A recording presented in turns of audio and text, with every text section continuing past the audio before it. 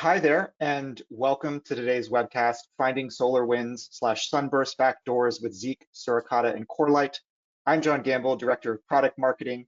I'll be emceeing today's webinar, but I want to get started just because we've got so much ground to cover. We've got two great panelists on the line, experts in their field, who are going to walk us through exactly how we can look at this problem through the lens of Zeek and Suricata and Corelight. So I'm excited to get started with that. Let me just advance here quickly. Today's speakers, we've got Aaron Soto on the line, Director of Learning here at Corelight, and Alex Kirk, Global Principal at here at Corelight for Suricata. Aaron, Alex, maybe quickly introduce yourselves. Sure. Aaron Soto, Director of Learning, as John said, that means I am in charge of writing curriculum for Zeek and Corelight. I work with the Zeek open source community and Corelight customers, generally trying to find ways to show off the power of Zeek and Corelight data, which plays beautifully into today's conversation. And I'm Alex Kirk. I am a longtime open source veteran, including 10 years with SourceFire research and time at Tenable, as well as here at Corelight. I am focused primarily on Suricata within the company, but obviously am familiar with the breadth of the solutions, and we'll be talking to this holistically today. Great, thank you, gentlemen. Let's quickly just look at the agenda here. So we'll be walking through a brief landscape of the threat and the threat surface. We'll look at kind of what we know in terms of current state of knowledge around IOCs and how we know that as a community. Then we'll dive into Suricata rules that can be used for detections related to these IOCs. And we'll be closing today's presentation, really focusing in on the Zeek logs that get generated in open source Zeek or Corelight's commercial platform, and how we can use that to basically retro hunt and look for evidence of this in our own environments. Just some quick housekeeping before we jump into the content. Today's webcast is recorded, so you'll be able to share this with colleagues. We'll have more details at the end of this webinar on where you can access more information and URLs related to this, but it will be recorded. We will be taking questions if we have time, so feel free to ask them at any point using your control panel, and we'll take a look and hopefully get to some questions at the end of this. But with that, let's get started. Aaron, I'm going to turn it over to you. Outstanding. Thanks, John. So as John said, we're going to start off with a brief overview of the landscape, and I will caveat that by saying there is a lot to cover in this. So let's make some quick progress here. We'll start off talking a little bit about what is NMS.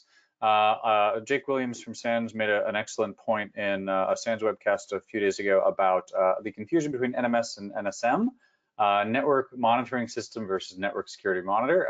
Very different purposes, but we'll talk about what it is. Dig into a little about what SolarWinds, who they are, and what is this Orion product that has certainly gotten our attention.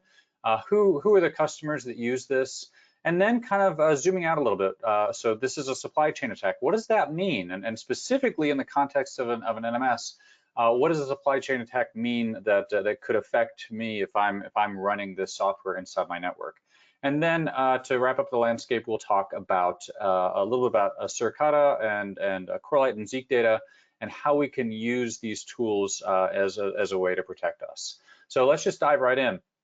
An NMS is a network management system. Okay, that's what it stands for, but what does it mean? Well, this is a tool that automates all of the monitoring and the processes that maybe as a network operations center you're having to make sure that all of your network links stay up, your hosts stay up, your services stay online. It goes one step further, especially as we get into modern solutions where they can actually respond to incidents on the fly. So if a service goes down, they can restart that server. They can fall back to another network link, whatever that might be. They have the control to be able to automate that response. And so if you've worked with the NMS solutions in the past, as I have, you might think, oh, well, this is just like SNMP data, where it's just, really able to kind of pull general statistics and get some information about, maybe kind of set some traps so that it can get some live information about what's going on in a given system. But it's today that has progressed so far beyond that, especially as we move into more complex environments, as we bring in virtual and cloud environments. It has really, really grown. So if nothing else, I think if you were not familiar with NMSs prior to this, hopefully you walk away with a much greater appreciation for what these tools have become. So for example, this is a demo environment that SolarWinds has accessible that they've populated with a lot of demonstration data, but it does an excellent job of showing the things that this tool is capable of. So just from the home screen, you get a feel for the types of devices that are supported. As we see in the top left, a whole catalog of vendors that are highly recognizable. And then as we start looking through this data, you can see that it has visibility into the state of individual links, of our network paths, of a wireless network heat map in the bottom left-hand corner.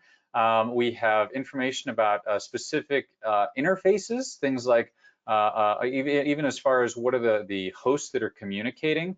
So we're looking at net flow data, getting a sense of who's talking to who on our network, going into virtualized environments, things like VMware and Hyper-V and Nutanix, and pulling out information about the state of those machines and if there is an issue where a machine goes down or that it's at too high of utilization, that can generate alerts and actions. Even going as far as into cloud infrastructures. So here demonstrating things like an AWS and Azure, pooling those resources into the same scope where we can monitor them in one central location. So an incredibly powerful tool, to be clear. And as such, SolarWinds lists on their website. This is actually something that is this is from archive.org. This is historical view, but you see they're proud and rightfully so to admit the number of organizations that have adopted their products. So this is something that really permeates every industry, government sectors, academia, any network that is of sufficient size and complexity can benefit from a tool like an NMS, and so that's why we see so many customers listed here. Now, keeping in mind, you might look at this list and say, oh my goodness, all of these people are vulnerable to this SolarWinds Orion, attack, this Solarigate, as we've called it. But to be clear, these are SolarWinds customers. We don't know who actually uses Orion within this list. Actually, a bit of research that dropped literally just this morning is from the Red Drip team, which is out of China. They've managed to identify or really decode the domain generation algorithms used by these attackers in such a way that they can actually trace it back to individual organizations. And they've highlighted a few here on the tweet. But they've released the decoding algorithm, the Python script, and the obviously linked to some of the indicators, some of the sources that folks have posted of domains that are actively in use, which means that we can start to actually get a sense potentially of some of the organizations that are impacted by this. Keeping in mind, some of these domain names are going to be local. They're not necessarily going to be publicly addressable, but even so, there is quite a lot to go off of here, and this just underscores how much of a developing of a situation this continues to be. Okay, so maybe we have a little bit of a feel for SolarWinds and of Orion, but let's talk about what a supply chain attack is. So you may have heard a lot of conversation about, hey, this is a supply chain attack, and that's going to be something that continues to be prevalent as we move forward. But what does that really mean? Well, a supply chain attack can take many forms, but fundamentally it's an attack not necessarily against your organization, but against something that you depend on. So maybe that is a dependency. If you have tools and scripts that you've written, as many of us have written Python scripts and pulled in various libraries or NPM like Node.js, where we pull in these packages. All of these things are introducing an opportunity for an attacker to introduce code into that tool, into that infrastructure. As we start thinking about our build processes, well, sure, my source code may be clean, but if my build infrastructure is compromised, that is an opportunity for an attacker to inject additional code to compromise certificates, to do all kinds of nastiness there. As we think more on a physical aspect, well, there is the opportunity for an attacker to compromise physical hardware. And that would be something that if I'm bringing in a server or router that I'm putting in a key location in my network and that has an implant in it, or that has a backdoor installed within it, that is a serious concern and another perfect example of a supply chain attack.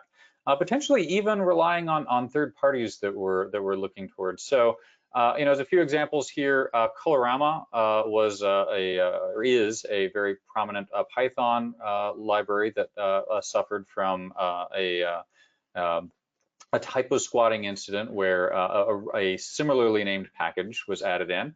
BB Builder was a Node.js package that a contributor slowly worked their way into the favor of the original developers and slowly introduced code into that.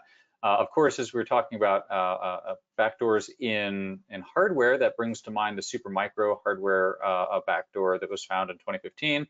Attackers on vendor infrastructure, well, I think the easiest example there would be, for example, Target. But in any case, what we're talking about here is not a direct attack against your organization, but against something that you rely on. And so maybe the next logical question to come from that is, all right, well, we know what an NMS is, we know what a supply chain attack is, but really, why do I care? How does this affect me?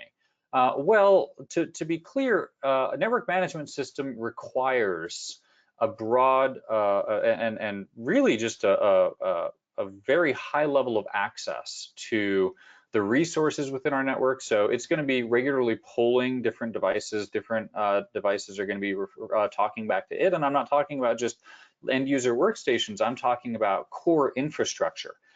In addition, the NMS may very well have the capability to perform in-depth monitoring to look at things like process lists, at utilizations, to pull even go so far as to kill some of those processes, restart processes, change configurations of devices. So now we're talking about credentials and credentials with high levels of privilege. So, all right, to summarize this, if you have an NMS, inherently this is something that is very difficult to secure in terms of firewall rules, in terms of restricting permissions on accounts that might be dedicated to that NMS. So even if you're trying to use best practices here, this is a very formidable challenge. So don't let anyone tell you, oh, well, you should have just had a good firewall rule in place. It's not quite that simple.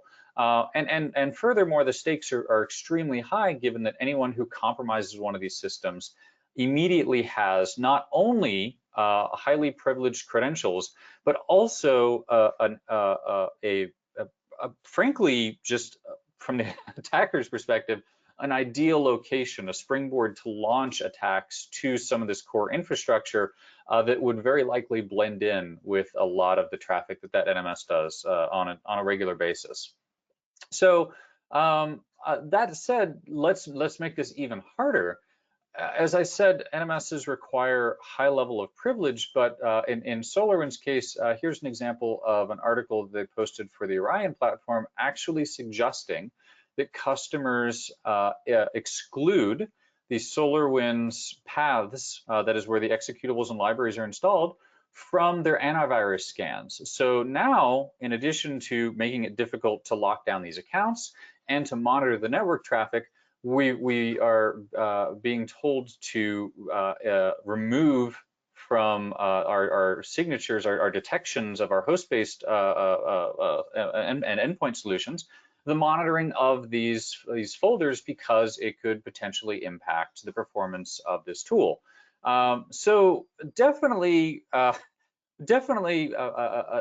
formidable challenge to monitor this and to protect ourselves from this. And so that leads us into, well, how do we protect ourselves from this? Let me pass this to Alex, who can talk a little bit more about what we can do to protect ourselves. So yeah, thank you, Aaron. Certainly network monitoring is the tool of choice when you're unable to get the data that you need out of the host, which is definitely going to be the case if we've excluded this from antivirus protection.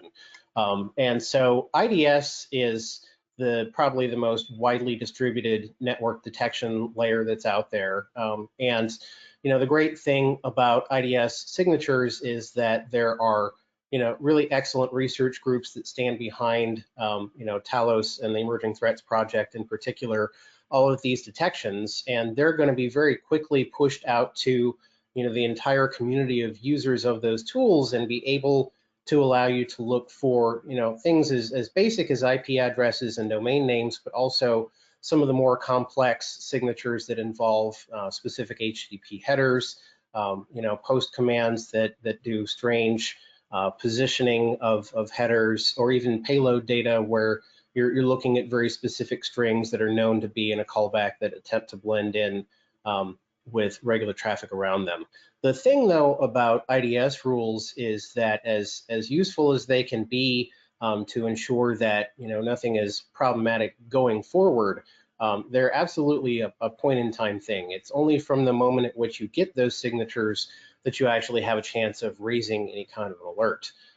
And that's why it's so important, kind of in addition to IDS signatures, to have something like Zeek, which, for those who might not be familiar with the technology, it's a flight recorder for your network, essentially, that generates logs like the ones we see here on screen across a broad variety of different protocols that are standardized and searchable easily, that fit into your SIEM or cold storage or whatever the case might be, and all intentionally pivotable with what we call the UID, a unique identifier laid down on a per session basis, that allows you not only to get all of the network metadata around any given item that you're looking at quickly, but has also now been brought directly into Suricata alerts on the Corelight platform, so that if you do get an IDS signature alert, you can do a single pivot within your data and be able to get all of the associated meta information around that and really dive into both the validation of the signature as well as understanding the scope of things around it when it has been validated. Most important about why you need this kind of information, though, is that because it's recording everything that goes on your network, and because users of Zeek have logs that go back, in some cases, Berkeley Labs, where this was created out of, has 20+ years of logs. But even in modern production environments, it's very common to have over a year's worth of this data. And so it allows you to kind of go back in time when you get a set of indicators and see, was this transpiring on my network 6 months ago when I had no idea what was going on, in a way that IDS signatures simply can't do because of the nature of them being point in time. So to kind of speak to, the state of what we know and how we know it now, there are, obviously a number of articles, probably thousands of them by now, running around the media, and even, security vendor websites. But we've gone through and picked out what we feel are sort of the most authoritative sources, folks who are directly involved and or have provided original indicators of compromise that have sort of been corroborated by other folks out there in the wild. And that starts with FireEye, who I have to give a lot of credit to for being very proactive and upfront about notifying the community and giving away indicators of compromise to really make it difficult for these attackers to continue to use that infrastructure. They've done the best they could, I think, for the industry and being proactive to release all this information as rapidly as possible. The Washington Post we list here because they were some of the first to publicly call this out as most likely the Russian government. And attribution is always a complicated thing, but in the case of what everybody believes to be a nation state level sort of an attack, it's good to have kind of confirmation about who we think that is and how we need to respond as organizations and governments and et cetera. Absolutely. And Alex, I'll jump in there to say that Washington Post article we included largely because it was written or co-authored by Ellen Nakashima, who has a very strong reputation, 2-time Pulitzer winner, and has done a lot of research in this field. So while there has been a lot of conjecture, this is definitely what we feel is an authoritative source, or as close as we're going to get to one right now. Right. And the items number 5 and 6 are kind of smaller industry players, but who have, established reputations and are known enough to be trustworthy in the sphere, who have actually come through and delivered the Bambanek IOC list, I believe, is that giant domain list that the Red Drip team was able to reverse the algorithm on. And the folks over at Velexity have a solid write-up on this, as well as some additional indicators that were not present in either the FireEye or the Bambanek drop there.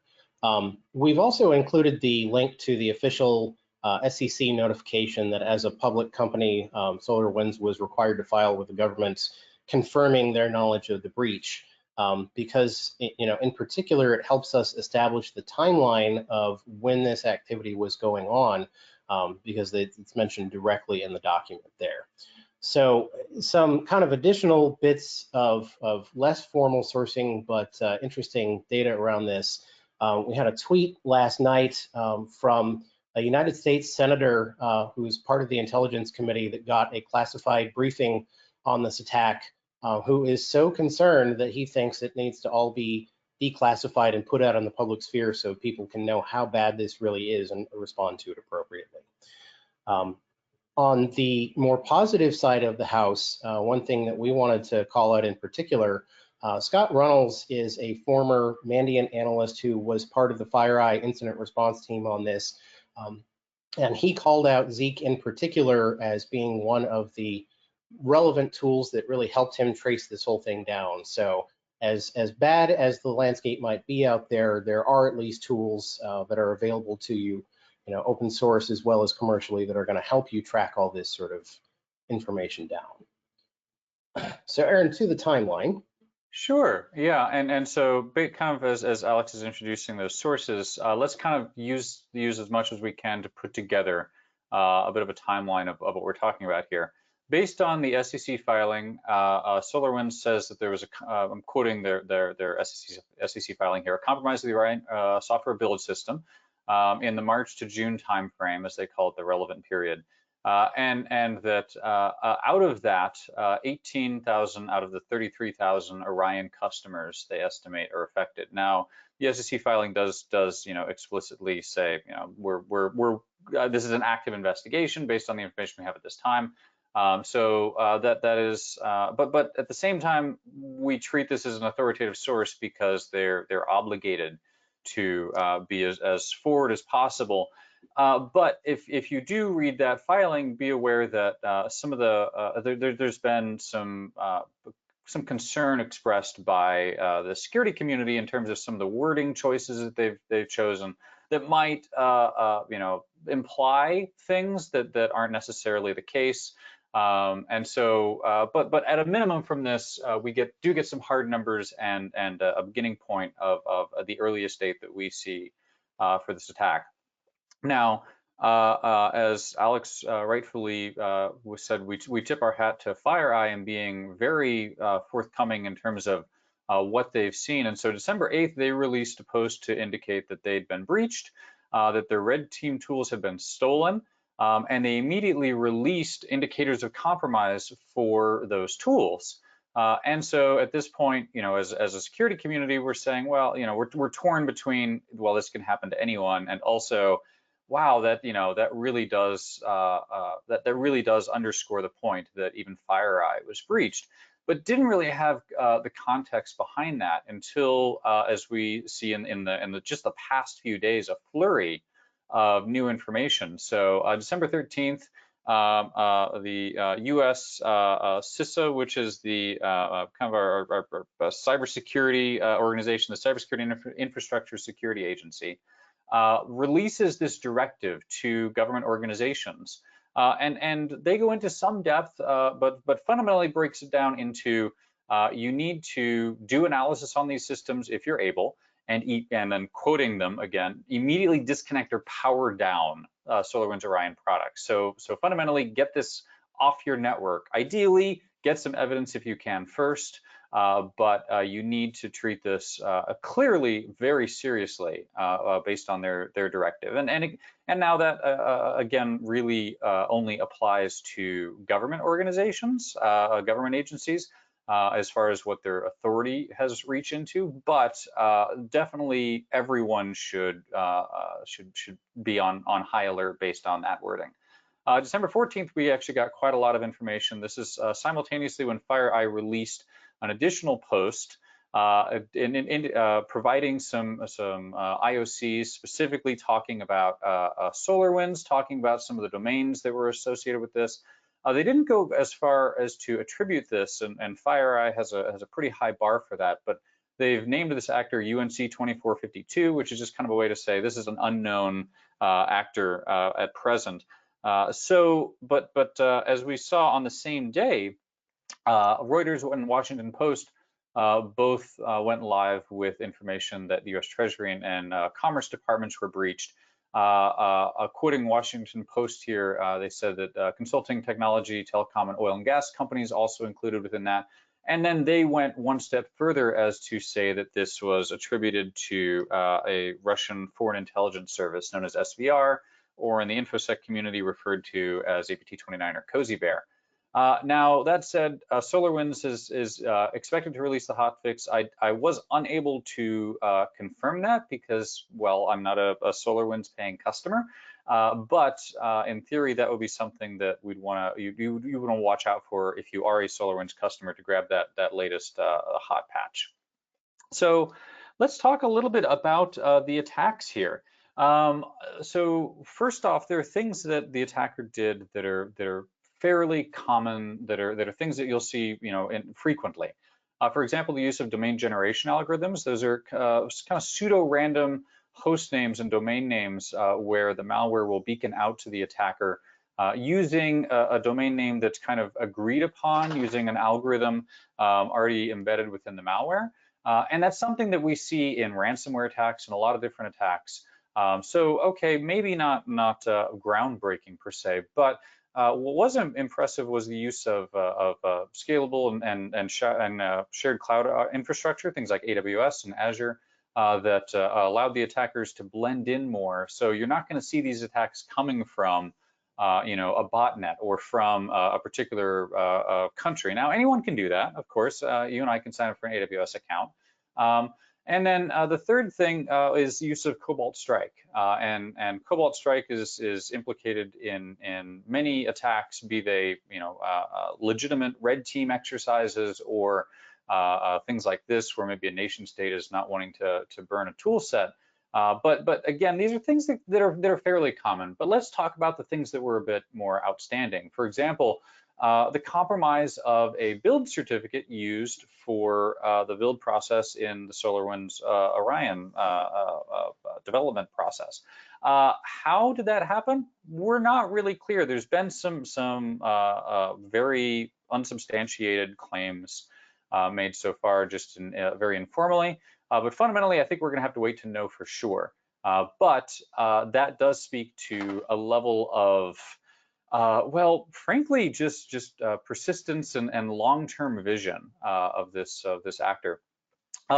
As folks have started to look through the code base, for example, and identifying that the variable names, the file names that were chosen, blended in beautifully with the naming conventions that were used by the legitimate development team, and so this was something that was made to look like it really fit in. Coming to where the attack actually took place, and the compromise occurring within a customer's network, we saw attackers actually modifying the host names of their attack workstations so that they would blend in with the host names chosen by your organization. So if you have a structured name for the various hosts in your organization, be those workstation servers, what have you, the attacker tried to match those, which frankly is something I've not heard of before. Is not something that it necessarily is complex, but it does speak to just how cautious they were and how focused they were in maintaining stealth. And then to underscore that further, the payload itself, this library that was loaded, actually does a fair amount to avoid detection. For example, it will ensure that this product, this update has been installed for roughly 2 weeks, before it actually beacons out. So if you had a development environment prior to this that maybe you're testing these updates and making sure that, yep, okay, this doesn't break anything, and I'm not, maybe you're even going so far as to doing a little bit of an analysis and seeing what endpoints or what IP addresses or domain names are being resolved, you're not going to see anything for a while. And so even most diligent teams, this would slip under their radar. Going one step further, they did frankly, a very interesting technique here to, as they're resolving domains, confirmed that those IP addresses didn't point to local sinkholes, which is to say that I might use my local DNS server to redirect those domains to some, maybe a 10.IP address that I have control over so that I can monitor that traffic. Well, in that case, that'll be a kill switch for this malware. It'll self-destruct. Similarly, for Microsoft-owned IP address ranges, there were some that were explicitly looked for in the payload, such that if those were identified as part of this DNS lookup, the malware would immediately mark itself to not redeploy and self-destruct. So clearly, a lot of effort put into staying under the wire here. Some of these techniques being ones that we have seen before, but all of them definitely pointing to just a lot of care, a lot of just the focus on tradecraft and stealth. Now, to that brings us into, how do we detect this? What are some opportunities here?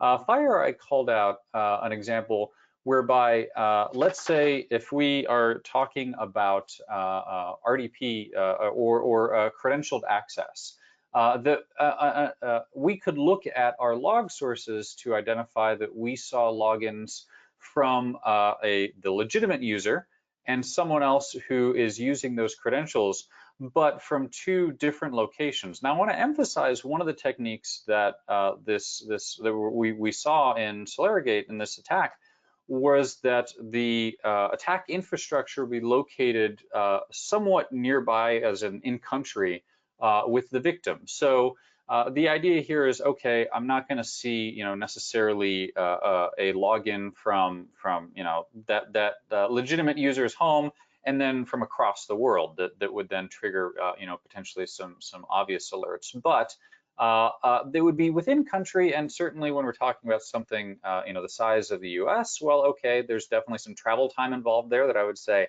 why am I seeing these logins from two locations? Even in smaller countries, if we're talking smaller time spans, you can just say, how would you get from that city, from one city to another in just that short amount of time? So here's an opportunity, definitely not the easiest thing to look for, but it is an opportunity for us to identify some of this activity.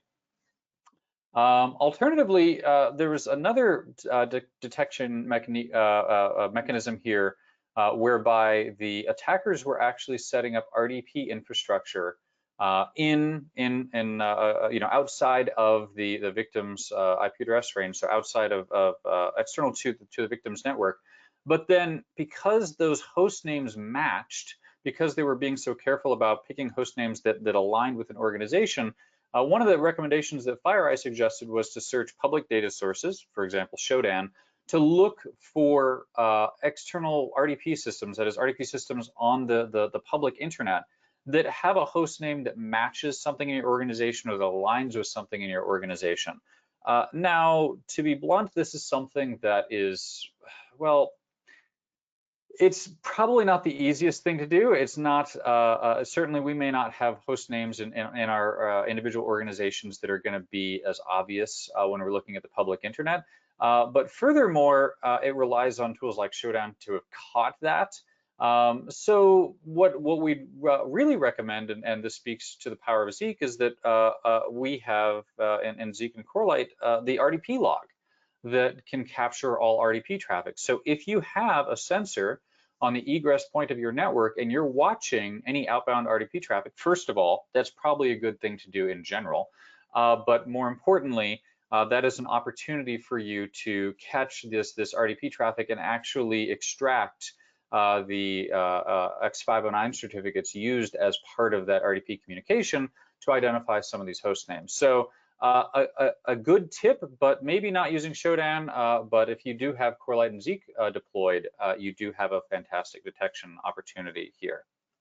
So with that, there are a lot of IOCs that are well, have been making the rounds, and honestly, I'll be blunt, this is something that we were making updates to early this morning, and just that we keep seeing new domains. And so if we focus purely on domain names, that might be one of the easiest ways, both in terms of having the data available, but also in terms of minimizing false positives.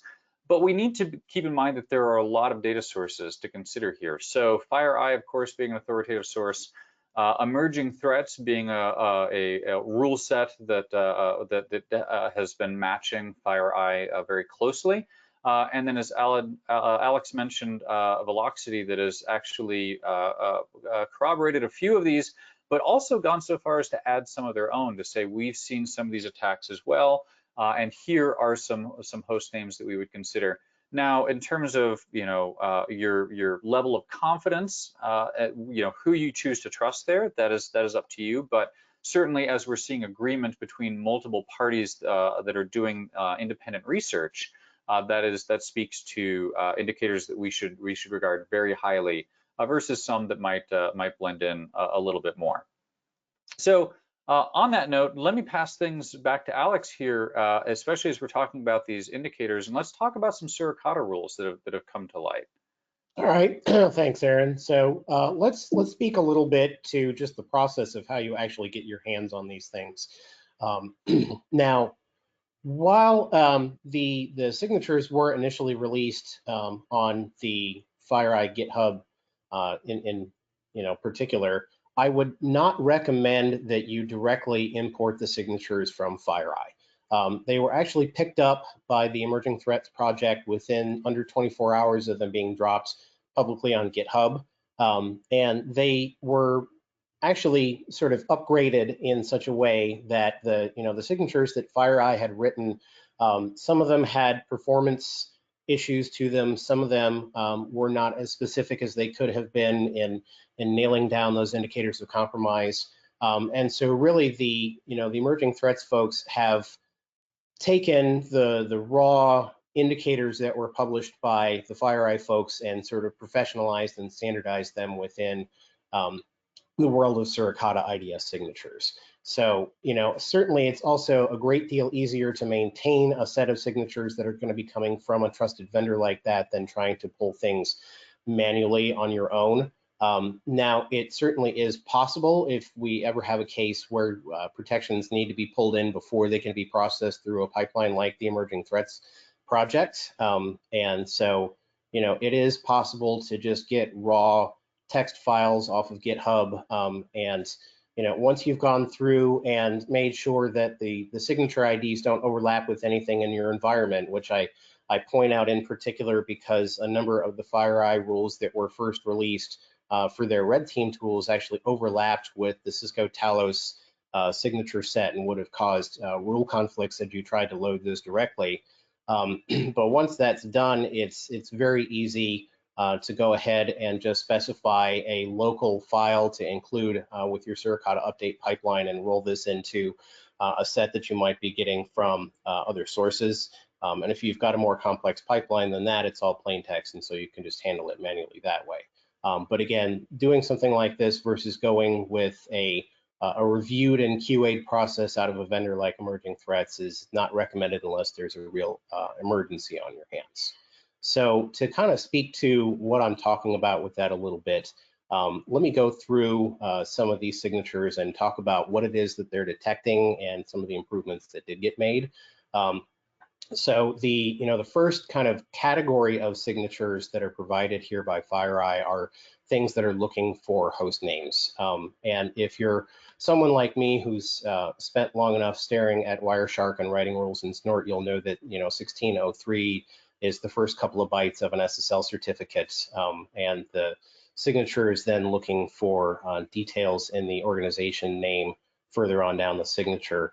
This was actually rewritten by the Emerging Threats folks to actually say, I want to look specifically in a TLS certificate subject And I want to make sure that, this is actually at the end of the domain and it's not just appearing as a potential subdomain somewhere for false positive reduction, as well as looking for anywhere that TLS is being recognized by the dynamic protocol analysis engine, as opposed to relying on just this being on port 443.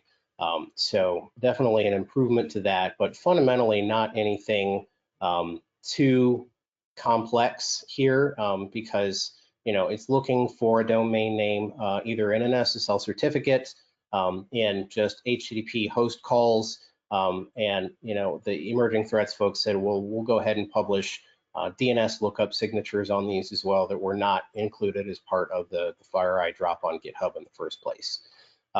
So beyond that, there were additional signatures that are looking for particular URL structures that are known to be associated with the updates that were compromised, but are being sent to an HTTP host that is not on the SolarWinds domain, and is thus not going to be from that trusted source.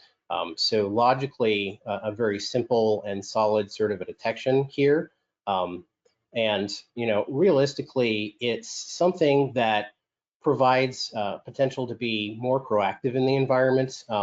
If you're concerned about this sort of thing happening with other tools in the future, you can go through all of your Zeek logs and focus in on what are the types of traffic that are actually in use by my legitimate network monitoring and security tools, and is there a way to write a signature that essentially says, if this is going to a completely different source, if this is doing something out of the ordinary for this tool, I want to be able to be alerted on that proactively. So, an advanced technique for sure, but one of the beauties of having an open source technology where you can write and implement these things yourself directly in the tool if needs be. So the other kind of categories here of things that the Suricata rules were designed to look for, some of them were looking at HTTP, header information, post requests going up to the compromised servers, and sending back beaconing information on what was going on with the system, as well as there were signatures that looked at response payloads coming back from those CNC servers. And while this is the power of IDS as opposed to network security monitoring, and that writing a signature for a layer 7 payload response like this is going to be complex at best in Zeek, if not downright impossible, it's something that is, again, very kind of point in time and fragile as an indicator. It would be very easy, obviously, for a sophisticated attacker like we've seen here to change just subtle bits of these strings in their tools and render these sorts of signatures obsolete. So, it's good to have them as an insurance policy, so to speak, but realistically, we can kind of expect that these have a bit of a limited shelf life, and that's why it's so important to have that long-term historical non-judgmental view of the data, as opposed to just flagging things that we know to be suspicious at a given time. To be sure. Thank you, Alex. And that's an extremely valid point in terms of Suricata data being able to kind of watch things as we move forward. But I think as we look at Corelight and Zeek data in general, really the takeaway and the one thing that I hope that we learn from this as a community is that we need to have this kind of data in order to be able to look historically into our network traffic to determine what has happened. Because fundamentally at this point, at least in this instance and in many others, we have to assume that attackers have already cleaned up. So which is to say that these indicators that we're searching for, I mean, don't get me wrong, yes, we're going to search for them. Absolutely throw it on those Suricata rules, but a good attacker is going to be cleaning up after themselves, or I should say a sophisticated attacker, as to good may not be the proper word there, but a sophisticated attacker is going to be removing these backdoors, is going to be potentially, as Alex said, changing those signatures on a regular basis, dynamically generating those signatures in such a way that makes it much more difficult to pinpoint. And so this speaks to, if we have something like Zeek data, we can rewind the clock. We can say, all right, today I know about these domains. I know about some of these indicators. And now I'd like to be able to look just retroactively and say, what about in March or in June, when we didn't know this was actually occurring, at least you and I probably didn't. And so then how would I be able to look back in time and say, do I have any of these indicators that now, knowing that they're important, will help me find out what machines were compromised, what machines have potentially been compromised, what credentials I need to go reset, and so on, as opposed to just saying, well, it's a little bit too late now, and we don't really have the data that we need to be able to assess the scope of this attack. As Alex said, those more specific indicators are things that realistically aren't going to be able to help us right now. To be somewhat blunt, if you're relying on IDS signatures at this point, it's a little bit too late for that. And so I want to emphasize again, if there's nothing else that you take away from this, that we need to have things like Zeek data deployed as early as possible so that we can use this knowledge, so that we can kind of rewind the clock and take a look. And so, all right, optimistically, let's hope that at least a percentage, and I'd like to think that a large percentage of us have some of this data to look back through. Well, okay, you might be saying, Aaron, explain to me exactly how would I do this? How would I use this data? Or maybe if you don't have this data yet, how would I have used this data so that I can better understand, how to prioritize this and whether this is really worth my time to deploy? So let's talk through some of the indicators. We already mentioned things like domain names, but also some of the things that we saw in Alex's rules, or I shouldn't say Alex's rules, the rules that Alex discussed that talked about things like HTTP requests. Also other indicators that have been released like X509 certs, even things like IP addresses and file hashes that maybe we don't have as high a degree of confidence in terms of what this might be telling us, or in terms of the number of false positives and false negatives we might be getting from that.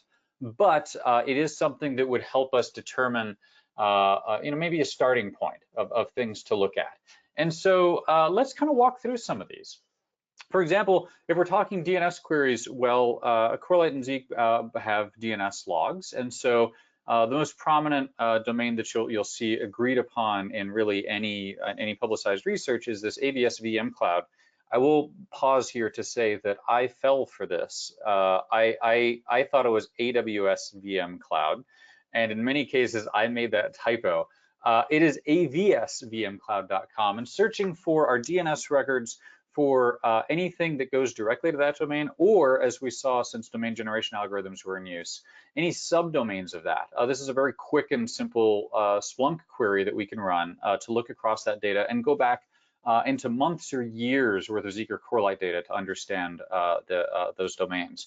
Now, instead of looking at purely DNS data, I could also look at HTTP data. And this was a signature that we saw released as well by FireEye, looking at the host header. This is the host field that's sent as a header from the client based on those same indicators as well. So we can look through our host log, extract out the host field, look through our HTTP log, extract out the host field if you need to, depending on whether you're using, for example, TSV or JSON, and pull out based on kind of that same indicator, but in a different location. Maybe if you didn't have, for example, DNS visibility. As we're digging into DNS more, there were some indicators that were released, or some rules that were released, that suggested that we could look at, for example, the post body and the first portion of the post body that might give us a little bit of a hint here. Again, this might be prone to some false positives, but it is at least an excellent starting point. I will say that there is an opportunity for Suricata to excel here in looking at raw strings that didn't make it into some of the metadata that would be extracted by the Zeek fields here. But if you have the post-body extraction package enabled, you can certainly look through that field, and that's an excellent search as well. Working our way through the list, we saw certificates mentioned as well in the rule sets that have been published. And so looking at the subject names for some of those domains. And to be clear here, this is, you'll notice a lot of asterisks, and the more Splunk savvy among you might say, well, that's a little bit taxing on a Splunk cluster, and that's fair. We're aiming to be slightly overly broad here, especially in this case where maybe due to the urgency it warrants it, or due to the uncertainty of how specific some of these certificates might be, it warrants it. If we had maybe a little bit more solid data to work off of here, we could refine this search a little bit more. But at a minimum, a simple search looking for X509 certificates as well. Now, in addition to searching based on the subject name, there were serial numbers that were released of certificates that have been observed. And so we can search based on this the serial number of that certificate directly, totally bypassing the concerns associated around those wildcards and host names and so on. And now we get into IP addresses. Now there has been, well, frankly, a lot of research in terms of IP addresses that have been observed as part of this activity, from some of the sources that we cited earlier. Also, some individuals that have reversed some of those DNS entries or looked at the history of some of that DNS traffic to see IP address spaces that were being pointed to. Now, I want to take you just back a moment to when we were talking about the attacker techniques. A lot of these are pointing to shared infrastructure, to cloud-based infrastructure. And so I put this lower on the list because this is going to result, in a lot of work because there's a lot of IP addresses on said lists, but also a high potential for false positives. So limiting that down by time span might help us a little bit, here being a little bit aggressive and saying anytime in 2020. Since the earliest we know is March, maybe you could dial it up a little bit. But one other option to consider is that there were IPv6s implicated, IPv6 addresses implicated as well. And so Zeek and Corelight give us the opportunity to just search purely for those, and ideally there's going to be less of an opportunity for conflict and false positives with that. Finally, that brings us to probably one of the lower order of confidence indicators are things like file hashes. And so we saw a number of file hashes released in terms of some of these backdoors, but keep in mind that attackers can and do create custom backdoors for each given incident. So there might be overlap here, there might not. Again, this is something that hopefully with time we'll know more about. But right now I wouldn't be as focused on file hashes, but you do have visibility into file transfers that take place regardless of protocol. So if we saw, for instance, HTTP, FTP, whatever that might be, we would see the SHA-256 hash as an example here, in addition to MD5 and SHA-1 hashes. I will also caveat this by saying that some of some of the reports that we're reading strongly suggests that many of these file transfers took place over HTTPS, in which case you wouldn't get an opportunity to see these file hashes. So again, pretty low on the list of things in terms of the order that I would be searching for, but I would absolutely throw this search in just in case, just to see what comes back. So let's talk really quickly here. If you don't know if you have SolarWinds in your network, that might be something, well, that might be a broader issue to speak to. But there are a couple indicators you can work off of here. For example, looking through your HTTP log for user agent strings that suggest SolarWinds software is calling out for updates. Alternatively, looking for some of the DNS services that are associated with some of these SolarWinds products. And to emphasize, these are generic to, well, at least the DNS resolutions would definitely apply more broadly to SolarWinds products. Some of these might not necessarily implicate Orion, although hopefully that user agent might be specific enough to do so. So that said, I recognize we're coming up on time here, and I want to give as much opportunity for questions. I do want to leave you with a few resources, since this is a situation that is continuing to evolve, and we're getting indicators by the day, if not by the hour.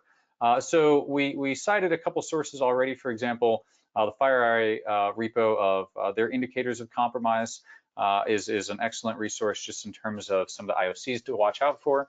The emerging threats rule set is, they've actually published these to the open rules. So this is not something that you need to subscribe and be a paying customer for. There's some, there are rules that are being added publicly. Sigma rules here are being released by SOC Prime. And so if you're interested in Sigma rules, I would encourage you to check out their blog post there as well. And then finally, the Corelight blog, we are eager to continue talking to this and keeping the community up to date, especially providing the perspective of how Zeek and Corelight data can be used, perhaps beyond what we can get from an IDS. But with that, I know we have a lot of questions, and so let me pass it back to you, John, and see how we're doing. Great. Yeah, Aaron, we do have a number of questions. I think we're going to pick a couple to answer. We don't have time to answer all of them, but maybe if you want to advance to that next slide, just let them know what we're going to be sharing after this webinar, and then we'll go to Q&A. All right, sounds good. So we've put a lot of work into kind of tracking a lot of these indicators and tying them back to some of the individual sources. So with that, we're very excited to release what is a work in progress and a work of passion, to be sure, but a list of indicators that we've collected from all these various resources, and some Splunk queries and Zeek cut queries to help you begin to search through your data. And so the link we have there up at the top of the screen, solarigate.training.corelight.io, will redirect you to a Google spreadsheet here that we, as we get more information, we're eager to keep that updated. We've attempted as best we can to indicate the level of confidence that we have in some of those, and admittedly, that is a judgment call. We are relying on community reports, especially from some of these authoritative sources like FireEye, to give us some insight, since they're on the front lines of this. A couple of caveats, as I said, about the Splunk queries. They do assume use of JSON. They do and tend to be a little bit more broad, and so especially if you do have a lot of data that you're looking through, expect that this is potentially going to put a little bit of load on your Splunk cluster. So be nice to your Splunk administrators and let them know beforehand and get on their good side. Alternatively, if you're working with raw Zeek data and using Zeek cut, there's not as much opportunity to be as precise in those queries. So do be aware as you're looking through those that there is an opportunity for more false positives and false negatives there as you do. But we're very eager to release this. And I'll pass it back to you, John. What do we have in terms of questions? Yeah, really quickly here. So I want to just direct you guys to our blog. We will be updating it with links to the recording for today's webinar, as well as that link Aaron just mentioned, and a copy of the slide deck. So if you head over to Corelight's blog and watch the SolarWinds post that we made yesterday, we will update that hopefully within the hour with that information. So that is a great resource. They're awesome. Thank you, Aaron. That's a great resource for you to go to get these links, this presentation, and the deck itself. Let's go over to Q&A. We've got a number of questions. We're approaching the hour, so let's pick a couple ones here. Let's see here. How about, let's see, someone asked early on, I thought this was a great question, is how confident can we be in the effective window provided by SolarWinds, i.e. March to June 2020? June seems fairly obvious. Is it it's the March part that's concerning? Aaron, Alex, do you have any thoughts about kind of how far back we should be looking if we have records? I wouldn't trust Go that. ahead, Alex. I wouldn't trust that time window at all. I would use it as rough guidance, but the verbiage around it in the SEC filing in particular made it clear that they're still getting their heads wrapped around all of this in a pretty big way. I think they're playing catch up on understanding what was going on.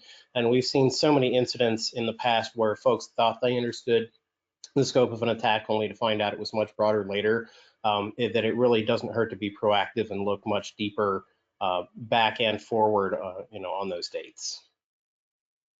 Great. Another question here. What do you guys think about per server profiling historic address, port, protocol, traffic, etc., to look for new connections or abnormal shifts? That is certainly something that has a lot of value and is an excellent use of the data that is going to be coming out of Zeek. The word of caution I would put on that is that you have to be confident that your baseline is actually legitimate and doesn't include malicious activity to start with, which is always a difficult question. How do you know if you've been compromised if you don't have those indicators in the first place? So it's definitely worth doing, but it shouldn't be the sole sort of technique that you're relying on to look for these things proactively in the future. Great. Let's go to one more question, and we're at time now. You guys happen to have a PCAP with the Sunburst traffic, hopefully containing the beacon, and could you share that for educational purposes? Oh, I would love to do both of those things. If anybody would like to send me a PCAP, I would be very eager to see that. Frankly, I think even just the Zeek data would be very engaging to see. So, but to be completely blunt, no, we are relying on those that are on the front lines, as we cited folks like FireEye to give us this information. I would hope that as this situation continues to progress and as we learn more information, that we'll get a lot of that more in the community eye. We'll get some folks that step forward and say, here's my Zeek data, here's a PCAP, here's what I got on my logs. And then we can have a little bit more certainty. We can refine some of these queries a little bit more, and we can take this as knowledge moving forward. So that as you know, as we're thinking about things like how can I baseline malicious activity and monitor not just for this attack but for similar future supply chain attacks. How do I do that? We need that data. So. You've got my email address there. I would absolutely not turn that down, but unfortunately, as of yet, we've not seen anything publicly released. Okay. Thank you so much, Aaron and Alex, for your time. And thank you to those of you that showed up today. We had quite a number of people on the line. Just to recap, recording, slide deck, and notably that list of queries that Aaron mentioned. Tremendous resource, hundreds of pre-built Splunk queries and Zeek cut queries that you can use in your environment if you have Zeek data or you're running Corelight to retroactively look for evidence of this in your environment. Again, the Suricata rules also available, ET, open rule set. Those links are in our blog post currently. So if you're a Corelight customer with a physical appliance and a Suricata subscription, you can run that on Corelight sensors. Or if you're an open source Suricata user, of course, you can use those as well.